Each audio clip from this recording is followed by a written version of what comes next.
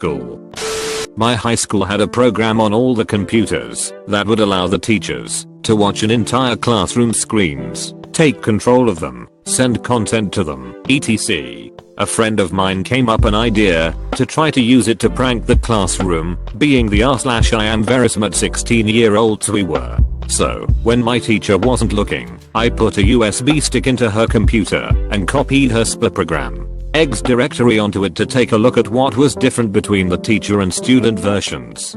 Turns out all you needed to make the student version a teacher version was a 25-character license key that was in a plain text file.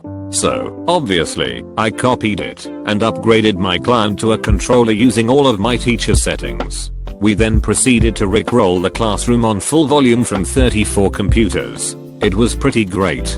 At the end of the class we came up with a great idea. What would happen if we took control of our teacher's computer and messed with her? So, we connected to her computer, but she had been watching our screen from her screen.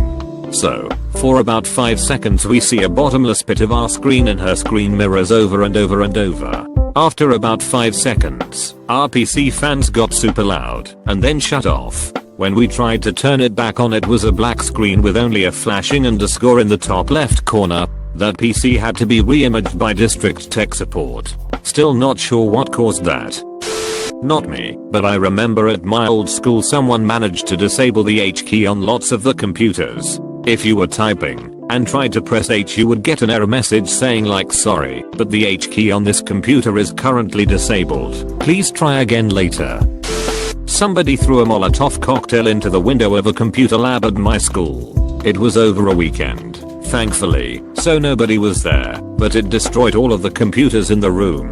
My friend and I got blamed for it because the teacher whose lab it was thought we didn't like her, which we didn't. Thankfully our alibi was that we were on a plane flying back from a school exchange trip to Belgium when the damage occurred. There were several teachers on the flight to corroborate our story. That, and, plane tickets. Unplug mouse from back of computers 1 and 2. Switch the plugs, but leave the mice where they were. Mouse in front of computer 1 is now plugged into computer 2 and vice versa. Watch the hilarity ensue. In 201, I think, friends and I installed StarCraft Deep in my high school's file network, accessible on every computer in the building, and we had it programmed to run without a disk. You would still need a CD key to play, but hacked/false CD keys were easy back in the day. We passed out false CD keys to those who knew to ask us, and since it was all on the shared network, you could land from basically anywhere in the building. This was right around the time when computers were becoming really prevalent in schools, not just with computer labs, but many classes now had multiple computers, or were specifically just on computers. So, we'd end up organizing these pretty large StarCraft battles across the school. Even got to the point where, in drafting class, where the teacher absolutely didn't care what we were doing, my 2 friends and I, huge nerds, if that wasn't obvious, would play some of the jocks in the class who loved StarCraft. We didn't just break into the system to have fun, we also broke down barriers to make life better. Our school network ran on Windows 4 work grups 3.0. Machines were locked down, so you couldn't run your own programs on them. However, we discovered, if you put a modified WinINI file that allowed you to install your own programs in a network drive that came before where the lockdown version was stored, it would use that, and you could install stuff. And that was my first introduction to Doom multiplayer. Soundboards. Holy shit, we were little demons in middle school with those things. My personal favorites were either Arnold Schwarzenegger or Pulp Fiction. When the teacher would ask if there any questions, from the back of the class you would hear in a thunderous voice, "Who is your daddy, and what does he do?" Followed by an eruption of laughter, also following up any time the teacher said, "That's correct" with "Correctamundo." If you're reading this milliseconds, Jadish, I'm so sorry. We pretty much ran the network. It was up or down at our whim. The entire network used hubs, and this was right as routers were becoming a thing, so they were not yet economical. We would shut down the entire network with a repeating ping command in DOS, set to maximum packet size. It was far too simple. We wouldn't usually do it for long, just enough for everyone to think it was a hiccup, and to see if we could. Our computer class was actually really awesome. The assigned modules were easy, and once we were finished our teacher would let us do our own thing.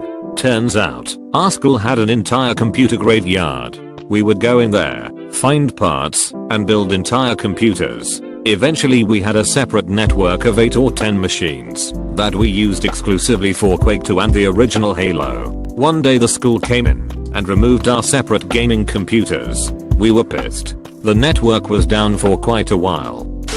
My school had one of those annoying monitoring programs, so the librarian could quickly see what you were doing and take control.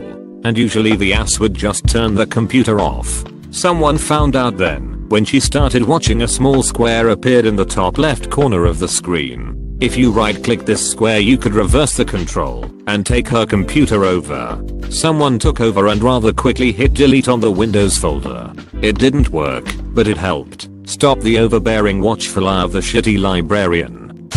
So computer class for most of grade school was nothing more than endless typing classes. She sells seashells by the seashore and other tongue twisters to get us practicing home rows and typing quickly. Absolutely mind-numbingly dull.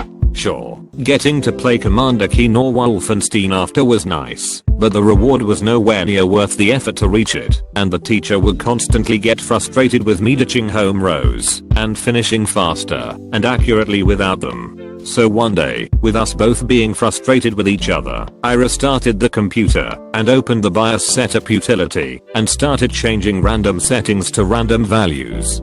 Child me was